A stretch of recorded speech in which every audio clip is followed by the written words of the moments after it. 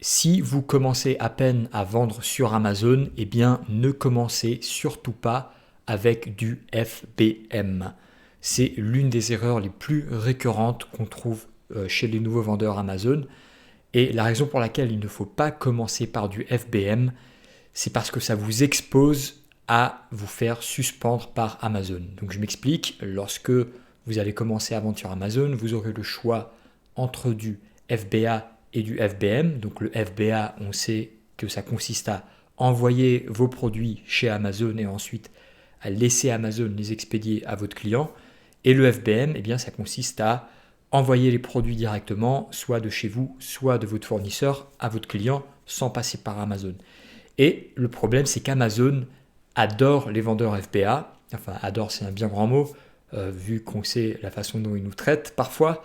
Mais Amazon préfère les vendeurs FBA aux vendeurs FBM. Et si vous êtes un vendeur FBM et que vous venez à peine de lancer votre compte, ou alors que votre compte il a moins d'un an, et que tout ce que vous faites, c'est faire du FBM, eh bien très rapidement, Amazon va soit suspendre votre compte, soit vous envoyer un email pour vous demander des autorisations qui viennent des marques de ces produits, ou alors en général de prouver l'authenticité de ces produits. Donc voici un exemple d'email que vous pouvez recevoir de la part d'Amazon.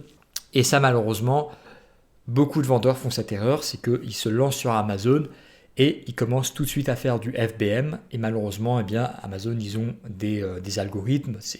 Tout est automatisé, donc c'est pas quelqu'un, c'est pas une personne qui va aller dans votre compte, mais c'est vraiment automatisé. Ils ont probablement un check qui dit voilà, est-ce que ce vendeur a moins d'un an? Oui. Est-ce que vendeur ne fait que du FBM? Oui. Est-ce que vendeur vend telle ou telle marque? Oui. Et dans ce cas, bim, envoyez l'email de suspension. Et c'est bien chiant parce que malheureusement, on ne peut pas faire grand-chose à part répondre à Amazon avec les preuves de fournisseurs pour ces produits.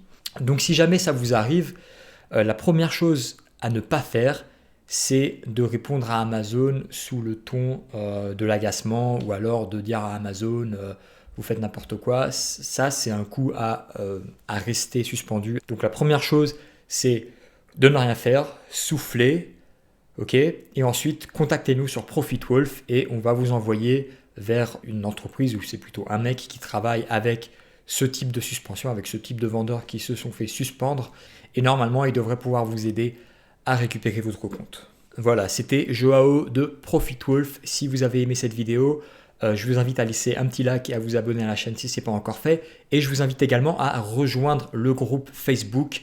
C'est dans le groupe qu'on donne en exclusivité toutes les tips, toutes les astuces, tous les liens et tout ça. Donc je vous invite à cliquer sur le lien qui est dans la description et dans les commentaires. Et après, vous devrez répondre à 3 petites questions. Et ensuite, un modérateur va analyser vos réponses et va vous ajouter ou non au groupe.